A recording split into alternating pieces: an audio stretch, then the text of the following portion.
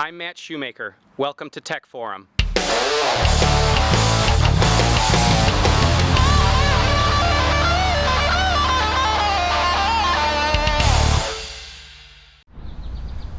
Alright, good morning guys. Another vlog for you. Today we're going to go over some interesting details and close-up views of the Model 3. So kind of a neat thing to start with is the roof. You can see it looks orange. That orange hue is the UV protectant reacting with the dew. And when people ask, you can see the windshield's dewy there. When people ask about heat and UV protection, I let them know that yeah, it's protected. And they say, how do you know? Well, this coating actually reacts with the dew, and if you watch, it wipes right off.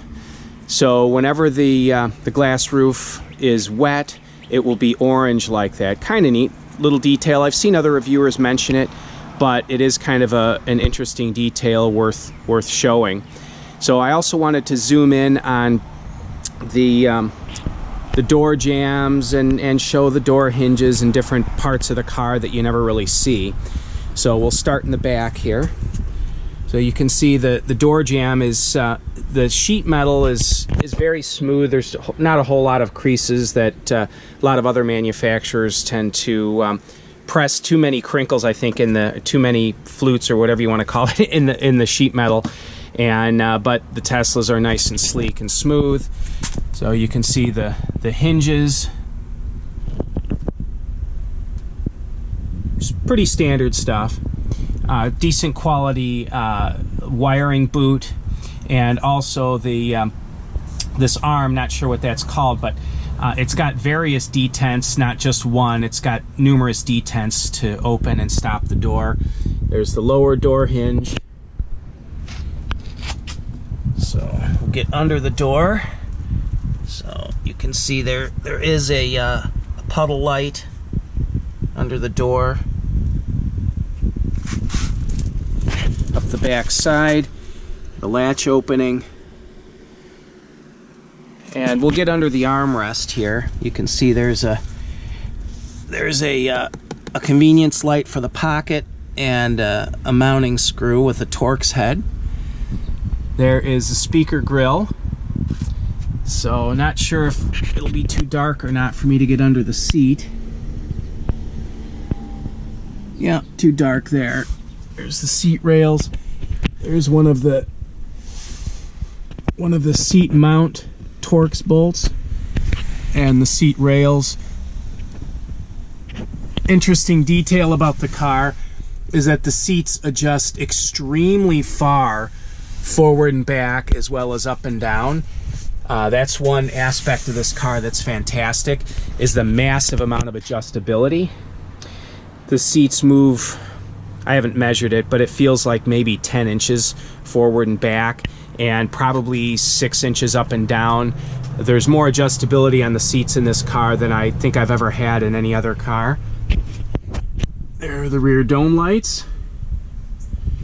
You can see that the orange, even though it is still orange from outside, that orange hue does not continue inside the car. Kind of interesting. The armrest. It's actually a pretty strong armrest. It is hollow underneath, so if you're traveling with a couple people and they have a thin bag or purse or something, they can slide it underneath there. It does not open up through the trunk. The seats fold down for that, but the armrest folds up, and the headrest for the passenger comes up, and it latches, so you have to push the latch button to get it back down. Let's see, up on the center sill here, you've got the child seat hooks, 3 of them, and this steel hoop goes right down to a frame support rail, so that's kind of nice. And there's a mesh here on the rear deck. I'll show you what that's for in a minute, but you can see the the defrost heater lines in the back window. Sort of interesting that they're curved. Don't know that it changes the way it defrosts at all, but it sure is a nice little added interesting feature. You can see the lines here that go along the window. Those lines do not continue and touch each other. So I believe those are radio antenna lines, these here. So because there's 3 of them on each side that go a certain distance and stop. So I believe that those are radio antenna. The other side there. So, but again, between the heater lines and the antenna lines on the window, sort of an interesting pattern. So let's go around to the trunk. I'm going to show you something interesting about that grill I just pointed out on the rear deck. Now, I've noticed other reviewers point this out, but none of them have had a clue what it's for. This mesh here, we're inside the trunk at this point. Let me get a wider view for you there. So there's the trunk opening. A lot of controversy when the car was released over this trunk opening. It's actually huge. It's amazing how big they were able to make that. But when you go up underneath the rear deck, you've got this mesh. It's just a steel screen and this hollow opening that allows air to pass into the car. Several reviewers have pointed this out, and none of them have a clue what it is. But I know what it is. I used to be into competition car audio at nearly a pro level years ago, and what that is, that's a bass port.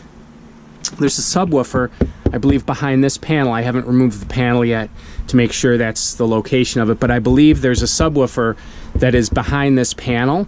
The premium sound system does have a subwoofer, several hundred watts. It's got to be located back here, but when you mount a subwoofer in a trunk, it's really best, you get a lot more performance out of it if you open a bass port up into the car. So that's what this is. So one little secret for you guys that no other reviewer has had a clue about. This here, that sheet metal lump that's formed, that is a speaker speaker protector or whatever. That's the back side of the speaker, left and right speakers. Most cars that would hang down, the speaker would hang down and be exposed. I know that both our Honda and our both Fords that we own, they're exposed there. Not so on a Tesla, they cover them. So the speakers are up there. And you can see very strong structural support here between each rear strut tower. So very, very sturdy. And let's get further up underneath the sill there. All right, let's move to the front and get the front door hinges. That's kind of interesting. So the front door hinges are similar to the rear, but a little bit different in some ways. So you've got your standard thick-walled, stamped and formed steel hinges, but the wire support, I don't know if you can see that very clearly, very large. There's obviously a larger number of wires going into the front door than the rear door, and but this support, when you move the door in and out, that retracts into the door. And as with the rear door, there are several detents. There's one detent right there. There's all the way out, and there's one other narrower one that I can't show you because the door is hitting me in the hip. But so you go down, there's the lower hinge. And again, the door jamb is nice and clean on this car. And up to all the vehicle information, you can see here the back side of the hinges with the rear door closed, the wire boot, lower hinge, weather stripping there that seals all the way around. Let's see here, seat adjustments. This is lumbar support, by the way. It does have adjustable lumbar support. I believe it's an airbag that fills in and out. So something I've never heard anyone else mention, that it does have lumbar support. Seat back, seat bottom, obviously. The seats are adjustable front and rear individually. So there's the nose of the seat, that's adjustable up and down, and then the rear of the seat separately, so you can adjust the angle of the seat bottom or the whole seat up and down. So and both driver and passenger seats, the seat bottom is multi-adjustable in the same way. In the driver profiles, you can only save the driver's seat settings. You cannot save the passenger seat settings. So these are aftermarket floor mats. I did a video on those, made by Lloyd Mat. Very, very good mats. Fantastic feeling on the feet. On trips, I like to take my shoes off and just wear my socks, and these are very comfortable. The stock mats were wearing a hole from my heel right in the mat. So let's see if we can get a shot under the front seat at all. If you can see much of anything, probably not. Don't know if you can see this, but there's a seat actuator motor, kind of dark under there. So there's the pedals, and you have a footwell bulb there. Let's see. Don't know if I can see. I'm gonna go to the passenger side and try and get a view up under the dash for you. Let's see.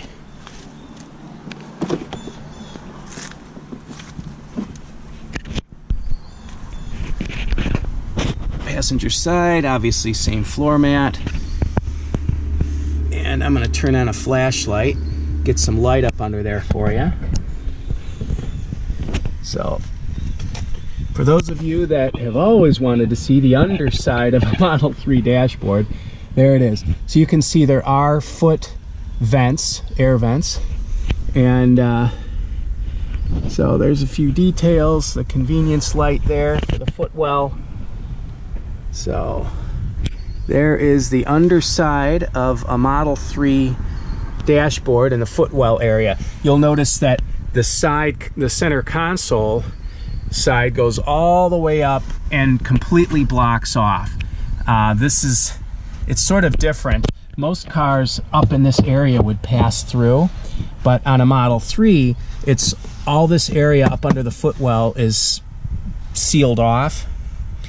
So interesting here, this would be, I'm assuming, for the steering column on right-hand drive cars. So kind of interesting. Let's see if I can use this flashlight to get a better view of the underside of the front seat. Yes, so it's kind of tight under here.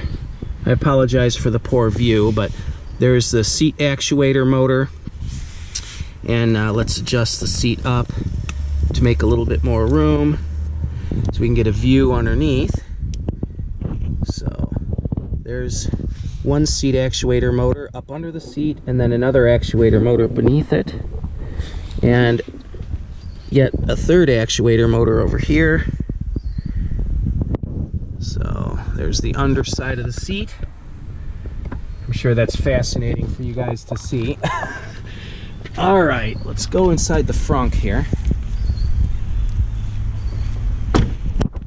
Oh, may as well show while I'm here. There's the front wheel and the caliper.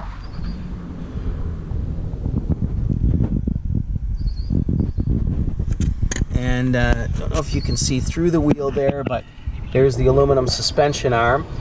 I will be doing another video where we put the car up on a lift and pull the wheels off and pull some of the lower panels off so you can get a better shot of the technical sides of the car. So here we've got the windshield. A couple reviewers have pointed out this is not all that uncommon that a windshield would be V-shaped there. Our Honda Civic is the same way. So obviously there's the frunk, everyone's seen that. If you pull up the floor mat, you've got a tow hook and a removable cover. On my very next video, which hopefully I'll be shooting today and uploading tomorrow, I'm removing all of the frunk covers so we can see the technical sides of the car underneath the frunk. I've seen one other reviewer that has shown some pictures of the underside, but I figured I would do it on my channel so you guys can see that. So this tab, this is a fire department tab. I'll pull this little cover off and show you. All you have to do is give a yank. That cover snaps right off. And underneath, we've got the air intake for the air box. Here's the 12-volt accessory battery. If you ever wanted to know how to jump start somebody else's car, or if the Model 3 doesn't power up, you can send power to there's the positive terminal underneath here, and the negative terminals. And so that's 12-volt accessory. It even says right here, 12-volt battery. This is your brake fluid, washer fluid, and this is that tag that I pointed out before. This is for the fire department. Should there be an accident with the car, that's a tag so they know to remove this panel and cut this lead. This is not a lead from the battery. This is a relay supply lead. If you clip this, the power-up relays for the car will not get juice. So the high voltage leads are running through the C-pillars, and that's a whole nother thing, but this would kill power to the main relays. So you can see down here the quality of this car is fantastic. There are braided stainless lines running from the brake master cylinder. Very, very nice touch. So this box here, assembly front electrical system, it says on the tag. So that's one of the electrical boxes. And again, I'll be removing this this whole front liner on my next video. So we'll snap this back on. It's just held on with a few snap clips, and you just pop it down. That's back on. So let's see here. We'll move down into the nose grill here. So inside this grill, let me grab my flashlight again. Inside this grill is the air conditioning condenser, as well as coolant radiator to cool the electrical system, and there are flapper doors that are closed. So I'll go ahead and turn the AC on and get those flappers to open for you. So we'll go ahead and do that.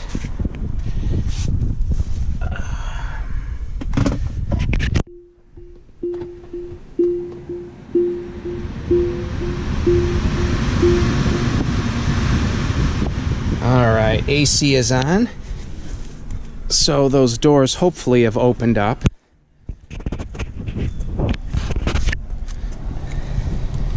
Yes, so you can see now those motorized flap doors have opened, and you can see the AC condenser inside. And I don't know if you can pick it up on the camera, but you can hear quite an air rush. Now the condensers are actually laid down on a bit of an angle inside there. Trying to get the camera in so you can see better. They're not straight up and down, they're leaned back. And that's a little engineering trick to get larger condensers to be fed by a smaller opening. If I tip down, they go pretty far up inside. So we've got the underbelly of the car. It'll be put up on a lift soon, so I'll show the entire underside. And these ports are very, very interesting. They feed air through the sides here by the front wheels, and I'll get into that more. I'm going to do a video on Model 3 aerodynamics, but that's what those ports are for those of you that are wondering.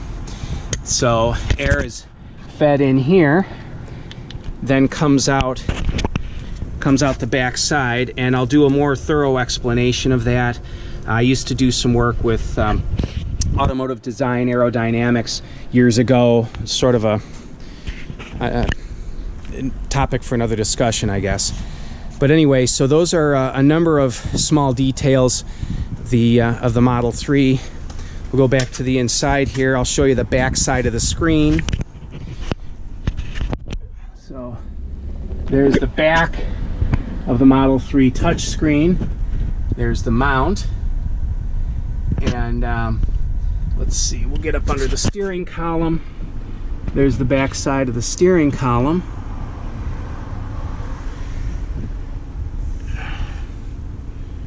Bottom side, I should say. And the bottom side of the touch screen. A little dark, hard to see. So let's go into the center console.